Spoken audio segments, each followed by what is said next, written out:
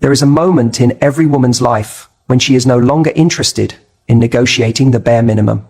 A moment when her silence becomes louder than her explanations, more deliberate than her pleas, and more powerful than her presence ever was when it was taken for granted. That moment is not bitterness. It is not revenge. It is not punishment. It is clarity. Silence, when born from self-respect, is not cold. It is sacred. You see, there's a misconception that silence is cruel, that to withdraw is to injure. But not all silence is created equal. There is a silence that screams abandonment, yes. But then there's another kind, a stillness that doesn't seek to hurt, but to heal. A silence that is not about withholding love, but reclaiming it. And that silence is not an act of war. It is an act of self-preservation. There comes a time when words no longer carry weight, when everything you could possibly say has been said, and still nothing shifts. That is when the power of silence rises. Because silence is not the absence of feeling. It is the culmination of it. It is what happens when the heart gets tired of being its own interpreter, of constantly translating its needs to deaf ears. Silence is not passive, it's purposeful. When you fall quiet, you are not stepping down, you are stepping away. You are no longer engaging in cycles that loop back to your own depletion. You are no longer filling the space with reassurances, questions, or justifications. Instead, you're choosing to sit with yourself, to prioritize the serenity of your own energy over the chaos of someone else's inconsistency. That is not punishment. That is protection. That is peace. Peace is not loud.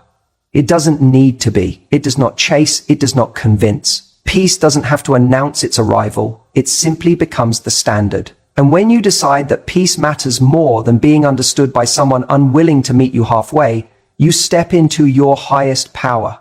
People think strength is confrontation, that to be strong is to speak up, fight, argue, cry louder, beg harder, explain deeper.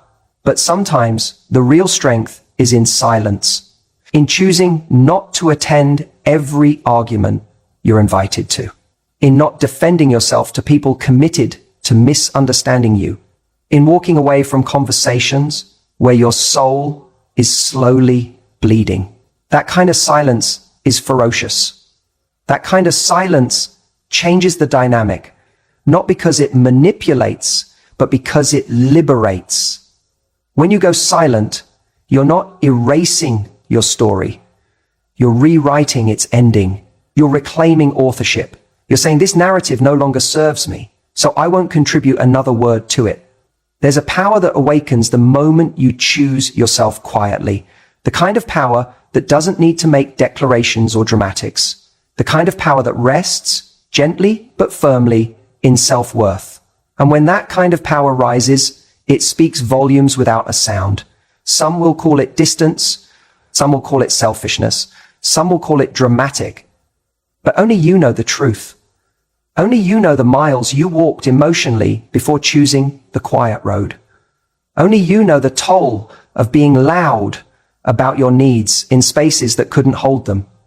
So when you go silent, you are not disappearing. You are not giving up. You are recentering. And if that silence is misunderstood, so be it. Not everything is meant to be understood by everyone. Everything can't be taken and safely tossed away. So be it. Not everything is meant to be understood by everyone. Sometimes your peace will confuse people who only knew the version of you that tolerated discomfort. Sometimes your absence will be perceived as cold by those who once thrived on your warmth but never protected it. Let that be their discomfort to sit with, not yours to resolve. You don't owe anyone a performance of your pain. You don't have to narrate every heartbreak or defend every boundary. You don't have to validate your healing process to people who didn't value your wholeness. You don't have to explain why you stopped responding, stopped reaching out, stopped engaging. Some things are simply sacred. Some decisions are made in silence, but backed by an ocean of self-respect. There is a version of you that tried, that gave, that compromised, that hoped, that stayed, that explained, that waited, that bent. That version of you was necessary for your evolution, but she is not required to stick around forever. Eventually, the version of you who is tired of her peace being optional will rise, and she will not raise her voice. She will not plead. She will not write another paragraph. She will simply fall silent. And that silence will not be empty. It will be full. Full of the wisdom gathered from every unreciprocated effort. Full of the grace that forgave without apology. Full of the love that never left, but just stopped leaking. That silence will be your sanctuary. Let the world adjust to your quiet. Let the noise pass through without needing to respond. Let the echoes of your silence remind others that you are no longer accessible to chaos. Let your absence speak the truth your words were too gentle to deliver. Let your stillness be the statement. You don't need to warn anyone. You're done. You don't need to announce your peace. Peace doesn't knock. It doesn't scream. It doesn't post status updates. Peace just is. And when you embody it, truly embody it, the energy shift is undeniable. Suddenly, the patterns you once tolerated become foreign. The people who once rattled your nervous system no longer reach you. The triggers dissolve. The noise fades. And you finally hear the only voice that matters. Your own. A woman who has chosen silence to protect her peace has made the ultimate declaration. I will no longer fight to be seen in places that refuse to see themselves. There is nothing cold about that. That is the warmest embrace you can offer yourself. That is self-love without the performance. That is healing without the ceremony. That is growth without the need to announce it. You will find that silence is not a void, it is a vessel. A vessel that holds your new standards, your new values, your new level of emotional hygiene. And those who are aligned with your growth will feel that silence and recognize it not as a wall, but as a doorway. A doorway into a deeper connection, one that doesn't require noise to be meaningful. Let them call it what they want. Let them guess. Let them assume. What matters is that you know your intention, you know your worth, you know that in choosing silence, you are not being cruel, you are being clear. And that kind of clarity doesn't shout, it simply radiates. Eventually, someone will notice, not because you forced their attention, but because your absence created space. Space for reflection, space for accountability, space for the recognition that what you gave so freely, so consistently, was not guaranteed. God, hear me. Give me the necessary wisdom, skills, love, and action so I can learn how to heal. You're accessing the gift, space for reflection, space for accountability, space for the reconciliation, space for the guarantee, but you're not waiting for that. That's the point. Silence is not a game of watch me leave. It's not a test to see who follows. It's the result of finally understanding that some things cannot be salvaged through sound. Some things must be let go in the stillness. In your silence, you will remember what it feels like to breathe without tension. You will feel your nervous system unclench. You will feel joy in the small moments again, because your energy is no longer bleeding into conversations that never evolve. You will realize how much noise you were tolerating, not just from others, but from your own internal dialogue. The overthinking, the analysis, the wondering, the waiting, that too begins to dissolve in silence, because silence invites presence, and presence is the antidote to anxiety. You don't have to explain your silence. It is not a language for everyone. It is the language of self-honoring, and only those who respect your stillness will ever deserve your sound again. When your silence is misunderstood, remember this. Your job is not to be understood by those who were never listening in the first place. Your job is to listen to yourself now, to trust that your inner knowing led you here, not out of spite, but out of truth. You are allowed to change how you engage. You are allowed to evolve past the need to fill space. You are allowed to detach gracefully and completely. You are allowed to walk away without making noise. Because when the soul is tired, rest is not optional, it is vital. And silence is the first sound of healing. So let it be misunderstood. Let it be questioned.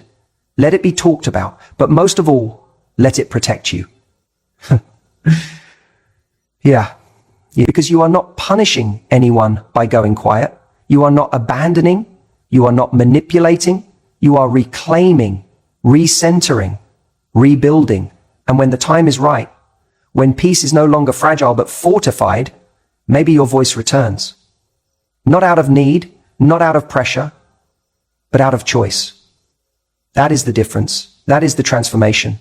A woman who finds power in her silence has nothing left to prove, only something left to protect. And that is her peace. There's a moment when your presence no longer speaks the way it used to, when your availability becomes background noise, not music. And that is the moment you realize something deeply confronting, that your words, your effort, your emotions, your explanations, they have become part of the wallpaper, familiar, predictable, dismissed. You don't arrive at that moment overnight. It comes slowly, like the erosion of a shore. You offer pieces of yourself, hoping someone sees the value. You stay just a little longer, thinking perhaps it's your timing. You explain yourself again and again, assuming maybe your words just weren't clear enough. You reach out, not because you're weak, but because your heart still believes connection is possible. Until finally, you wake up. Not angry, not even hurt anymore, just done. There's a quiet kind of dignity that rises in the moment you decide that your presence will no longer be wasted in places where it is expected but not appreciated. It's not a loud exit. It's not a dramatic goodbye. It's not a long letter. It's not a final plea. It's simply absence. And make no mistake, absence has a language of its own. It speaks in echoes, in voids, in spaces that were once filled with your warmth, your effort, your consistency. Your absence says, I am no longer offering what you assumed would always be there. It whispers truths that your words never could. Because your absence cannot be interrupted, misinterpreted, or talked over. It simply is. There is nothing more sobering than the sudden silence of someone who once showed up daily with open-hearted energy, because people rarely notice the water they swim in until the tide pulls back and leaves them standing alone in silence. Words are valuable, yes, but presence, true, consistent, vulnerable presence, that's currency. And when that presence vanishes, it leaves behind an emptiness so loud, it forces a reckoning. But here's the secret. The echo of your absence isn't just for others to hear. It's for you too. It's your own reminder that your energy is not infinite, that your soul is not a buffet for anyone who wanders by hungry for attention. Hanikai, we have to value the evident heart that we have for all people who walk this earth. That your soul is not a buffet for anyone who wanders by, hungry for attention. That your love is not a limitless supply to be rationed out until depletion. That your time, your care, your commitment are sacred. And when they're not valued, you don't protest. You withdraw. This isn't about revenge. It's not about withholding to hurt. It's about recognizing when your presence has become too accessible to be appreciated. There's a difference between being available and being taken for granted. And when you cross that invisible line enough times, you start to realize that the most powerful thing you can ever do is leave the room without slamming the door. Your absence becomes your clarity. You stop explaining, you stop proving, you stop performing emotional CPR on connections that are spiritually flatlined.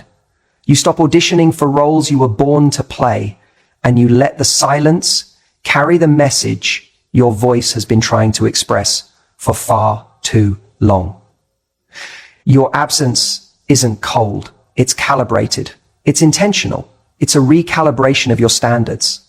Let them feel it. Let them feel what life is like without your encouragement, your support, your check-ins, your deep presence. Let them notice the void, not because you want them to hurt, but because you need to heal, because you finally understand. Being constantly available to those who don't cherish you is an act of self-abandonment. You emphasizing your self-abandonment, and you are done abandoning yourself. You are done being the only one keeping the thread alive. You are done interpreting silence as a challenge. You are done over-delivering where there's under-investment. You are done waiting to be chosen when you should have walked away the moment your value had to be explained. Your absence is not about teaching a lesson. It's about reclaiming a life. Because here's the truth. When you're present in a situation that drains you, you shrink slowly, subtly, almost imperceptibly at first. You second-guess your instincts. You question your expectations. You water yourself down. And before long, you've become a shadow of the woman who used to walk into rooms with light in her eyes and peace in her spirit. But absence is the moment she returns. Absence is the beginning of restoration. You will find in that space you once filled so freely that you begin to hear your own voice again. Not the noise of trying to be understood, not the chaos of trying to be enough, just your voice, calm, clear, powerful, not seeking permission, not asking to be seen, just being. That's where the healing begins. And that's when you realize your absence isn't a void. It's a mirror. It reflects everything your presence was holding up.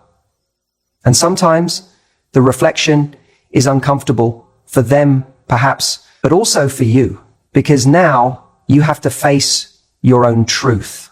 The truth of how long you stayed hoping things would change. The truth of how much you gave without reciprocity. The truth of how long you kept talking when silence was what your soul was begging for. But don't run from that truth. Own it. Honor it. Let it guide you forward, not with resentment, but with wisdom. Because once you've experienced the power of your own absence, you start to protect your presence differently. You don't offer it recklessly. You don't throw it at people hoping they'll finally see you. You don't offer discounts on your dignity. You become selective. Not because you're guarded, but because you're grounded. You know what it costs to overextend. You know what it feels like to pour yourself out into someone else's emptiness and call it love. You know what it means to carry both sides of a connection while pretending you're not crumbling. So now, your presence becomes a privilege, not a default. And those who truly see you, who truly value you, they'll feel the absence and not panic, but act. They'll reflect. They'll rise. They'll recalibrate. Not because you demanded it, but because the silence held up a mirror they couldn't avoid. But even if they don't, that's not your concern anymore. Your journey isn't about being missed. It's about being aligned. And sometimes the path to alignment begins with subtraction. You subtract your voice from rooms that don't listen. You subtract your effort from places that don't match it. You subtract your warmth from spaces that turn cold the moment you stop performing. And in that subtraction, you discover something extraordinary. Peace. Peace that doesn't need explanation. Peace that doesn't require permission. Peace that doesn't require permission. Peace that isn't negotiable. Your absence will echo, not because you're gone, but because the version of you that allowed herself to be overlooked no longer exists. And what remains is not bitter, but better. Not hard, but healed. Not closed, but clear. You will walk into new spaces with a different frequency, one that says, I am not here to convince anyone of my worth. I am not here to prove I belong. I am not here to beg for connection. I am here to be met or to move on, because you now know the weight of your presence. You now understand that not everyone deserves access to your softness, your care, your emotional labor, that your energy is not a community resource, it's a sacred offering. Let your absence do the work your words no longer can. Let it speak in silences too loud to ignore. Let it echo not just in others' memories, but in your own transformation. You are no longer a woman who waits to be valued. You are a woman who walks in value, quietly, unapologetically, powerfully. And when you leave, it will not be with drama or desperation. It will be with peace. Because your absence, carried with grace, will say everything that needs to be said and nothing more. Closure. It's the final chapter you keep waiting for. The neatly tied bow. The conversation that explains the chaos. The sentence that makes the silence make sense. It's the one thing you think you need to move on. The permission slip for your healing. The validation that what you felt was real. The final word that settles everything spinning in your heart. But what if I told you the idea of closure, the way we've been taught to crave it, is a myth? The way we've been taught to crave it is a myth. What if closure doesn't come through dialogue, but through distance? What if you don't get closure from someone else at all, because you become it? There is a moment in every woman's life where she realizes she has been sitting at a locked door, knocking gently, sometimes frantically, just hoping someone opens it and says what she needs to hear. But what she doesn't see, not at first, is that the key isn't on the other side. The key has always been in her hand. And that locked door, it's not a boundary, it's a mirror. You keep thinking if you could just understand why, you'd be able to breathe again. If you could just know what really happened, why it fell apart, why the shift occurred, why the words stopped matching the actions, then you'd have peace. But that's not peace. That's addiction to an ending you didn't control. Let that go. You don't need closure. What you need is space. Enough space from the noise, from the push-pull, from the confusion, to finally hear yourself. You keep chasing closure like it's a door someone else is supposed to walk through, holding all the answers. But that chase is what's keeping you stuck. Because the truth is, if they could have given you peace, they would have. And if you have to beg for clarity, it's already contaminated. Closure doesn't happen in someone's explanation. It happens in your decision. The decision to stop waiting for permission to move on. The decision to no longer seek healing from the same place that hurt you. The decision to let the unanswered questions remain unanswered. Because your peace doesn't hinge on someone else's emotional maturity. Closure is not a gift you receive. It's a boundary you build. It begins in the moment you stop reaching out. The moment you stop needing one more conversation to make it make sense. The moment you choose to sit with the pain instead of outsourcing it to someone else's understanding. That is where you begin to reclaim yourself. Not through their words, but through your silence. Not through their explanation, but through your evolution. You become your own closure. When you realize that not every story was meant to have a satisfying ending. Some stories were meant to teach, to shake you, to break you open in places you didn't know were still locked. Some stories arrive as mirrors, not companions, and your job isn't to fix them. Your job is to learn what they revealed. You wanted closure, to feel like justice. But sometimes closure looks like a quiet decision no one else hears. A moment where you stand in the stillness and instead of chasing the ending you wanted, you walk into the beginning you need. That's what distance gives you. Distance is not avoidance. It's alignment. It's where your nervous system begins to relax because you're no longer in emotional survival mode.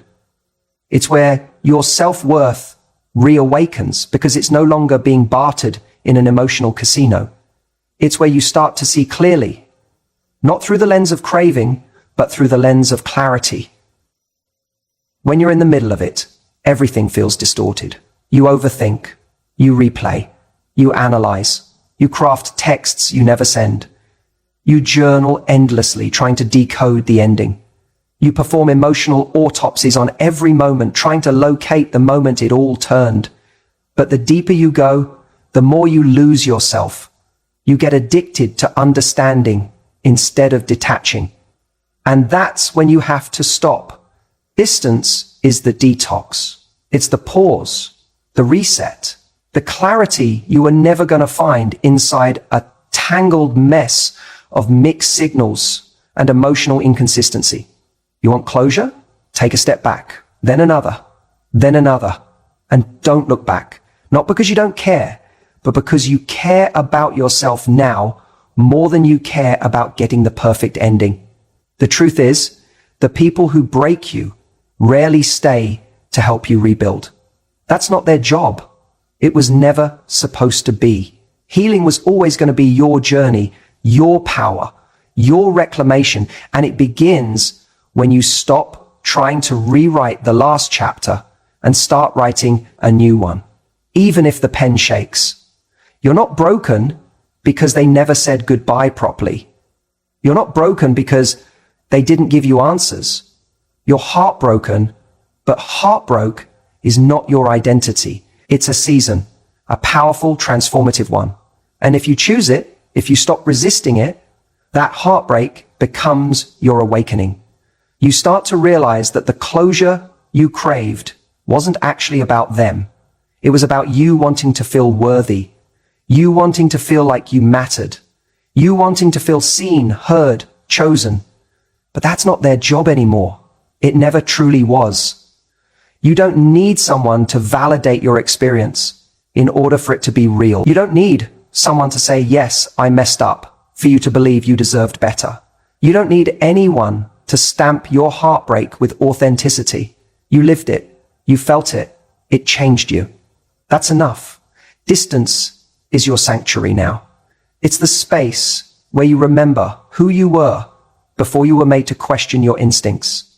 It's where you reclaim your dignity. It's where you begin to speak to yourself gently again. It's where you stop performing and start processing. It's where your worth no longer negotiates with silence. Don't confuse distance with weakness. There is nothing braver than walking away from the very thing you thought would complete you once you realize it's slowly dismantling you. Closure is not a conversation. It's a conviction. The conviction that you don't need anyone to tell you when it's time to let go. You can feel it in your bones, in the heaviness that doesn't lift, in the way your joy feels quieter when you're around them, in the way your confidence starts to dim, in the way your intuition whispers, then screams, and you keep silencing it. Distance honors that voice. You become closure when you choose peace over chaos, when you stop asking people to meet you where they never intended to go, when you refuse to chase what needs to be chosen freely, when you close the book without needing applause or understanding, just because you finally realized the story was costing you too much. You don't become closure in a single day. It's a process. 1,000 tiny choices, 100 lonely mornings where you resist the urge to reach out, an ocean of thoughts you don't act on, a deep breath when you want to spiral, a journal entry instead of a message, a walk alone instead of waiting for company that never comes, a goodbye you whisper only to yourself. And slowly, the volume of that craving begins to fade. Slowly, your energy returns to you. Slowly, the questions stop mattering. Slowly, your heart unhooks from the need to be heard by someone who never truly listened. Slowly, the ache becomes a scar. And that scar, that's your badge, not of defeat, but of transcendence. You survived something you thought would destroy you, not because someone came back and fixed it, but because you finally walked away from the fire and stopped standing in the smoke. That's what becoming closure looks like. You stop rehearsing conversations that will never happen. You stop waiting for validation that may never arrive. You stop believing that healing only begins when someone else gives you the green light. You start living. You start laughing again, first cautiously, then deeply. You start sleeping through the night without dreaming of what ifs. You start seeing beauty again in places you forgot to look. You start recognizing the reflection in the mirror, not the broken version, but the braver one, the one who stayed when everyone else left, the one who held your heart through the storm. You don't get closure, you are closure. And once you realize that, everything changes. The need to understand turns into the power to release. The pain becomes perspective. The waiting becomes walking. And the silence, that becomes your sanctuary. You don't need to go back and finish the story. You already lived it. Now it's time to begin a new one. Not with questions, not with craving, but with courage. Walk forward. Walk strong. Walk alone if you must, but walk. Because every step away from the past is a step into the woman you were always becoming. And she doesn't beg for closure anymore. She breathes it. Not every storm arrives with thunder. Not every ending needs fireworks. And not every departure requires an audience. Sometimes the most unforgettable moment is when a woman simply detaches. No explosions, no grand speech, no chaos, just quiet, deliberate distance. Not because she's weak, but because she's wise. Not because she's defeated, but because she's done. And that kind of detachment, that's the one people feel the deepest. Not in the moment it happens, but in every moment after. Because when a woman detaches without drama, she's not trying to prove a point. She's not trying to wound. She's not trying to win. She's not angling for sympathy or stirring guilt. She's simply choosing herself, finally. And when she chooses herself in silence, that silence echoes in ways no words ever could. There is a unique power in a woman who no longer needs noise to communicate her worth. A woman who no longer argues, pleads, begs, or performs. A woman who's realized that her value isn't up for debate, and so she takes it off the table. You see, detachment is often misunderstood. People assume it means shutting down, giving up, growing cold. But real detachment, the kind that's unforgettable, is born from clarity, not cruelty. It's not anger that makes a woman detach with grace. It's awareness. Awareness of her own exhaustion. Awareness of the emotional math that never adds up. Awareness that being available doesn't mean being valued. Awareness that the more she gave, the more she lost herself in return. And once that awareness sets in, it shifts everything.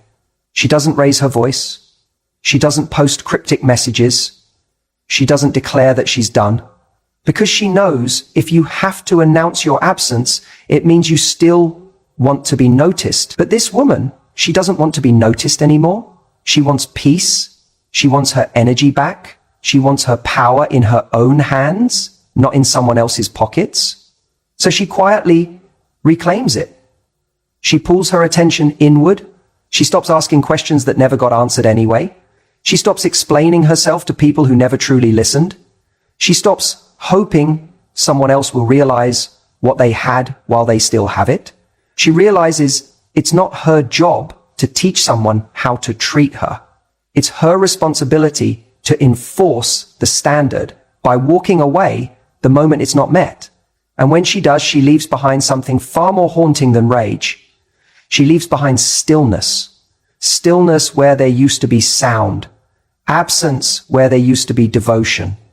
Silence where there used to be softness. And that silence, that's what lingers.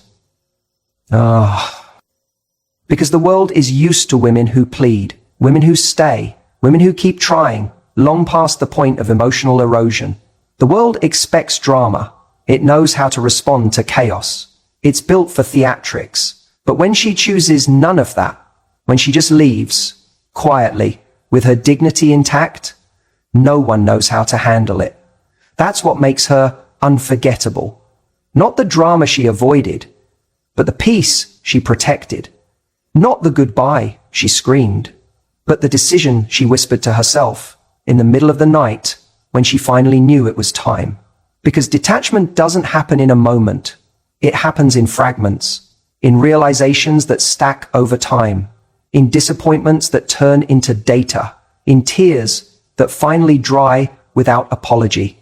It happens the day she stops replaying the same conversation in her head, the day she reads the message and doesn't respond, not because she's trying to appear strong, but because she is. The day she no longer measures her worth by how much she can endure. She detaches, not because she doesn't care, but because she finally cares about herself. And in that care, in that stillness, in that self-protection, she becomes unforgettable. Because true detachment isn't about removing emotion. It's about no longer allowing emotion to compromise your alignment. It's about no longer handing your joy to someone else like a gift they never earned. It's about no longer sacrificing your peace to feed someone else's ego. It's about looking at your reflection and seeing someone you refuse to abandon again. That is unforgettable. And the world will notice. Not right away, not in the moment she goes quiet, but slowly, in the echo of her absence, in the weight of her silence, in the space she used to occupy with her presence, her laughter, her vulnerability, her softness. They'll look for her, not in desperation, but in realization. They'll scroll through memories. They'll search for that energy in others. They'll try to fill the void she left with noise, distractions, replacements. But nothing hits the same. Because what she offered was never just attention. It was soul. And once you've tasted presence that deep, everything else feels like paper. It looks the same, but it doesn't hold the same. And she knows this now. That's why she doesn't chase. That's why she doesn't return. That's why she doesn't check in to see if her absence made a dent. She doesn't need to know. Because detachment is not about waiting for someone else to recognize what they lost. It's about recognizing what you gained. You gained your voice back. You gained clarity. You gained energy that was once scattered and now lives fully in your own body. You gained mornings that feel like freedom instead of confusion. Nights that feel like rest instead of overthinking. A mind that no longer spins trying to decipher mixed signals. You gained you. And that version of you, that's the one who walks into rooms with a new kind of presence. One that says, I'm not here to perform for connection. I'm not here to earn belonging. I'm not here to be tolerated.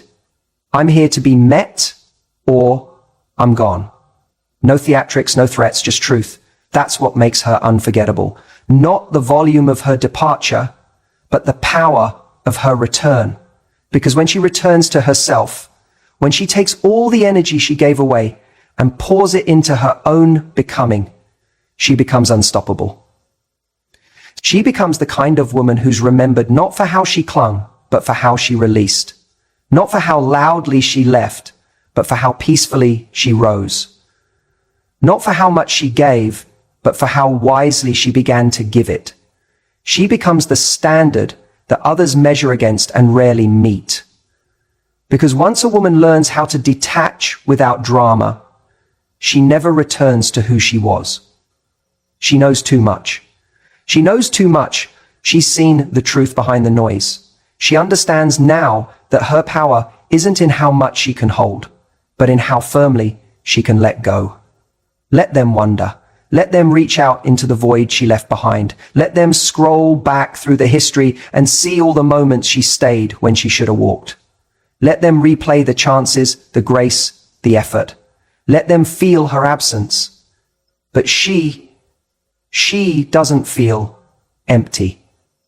She feels full of clarity, full of truth, full of power, full of the kind of self-respect that doesn't need validation. She walks differently now. She speaks differently now. She chooses differently now. Because detachment gave her back her discernment. And from this place, she builds something new. Something that doesn't require her to beg. Something that doesn't ask her to shrink. Something that doesn't come with conditions. But here's the part that no one tells you.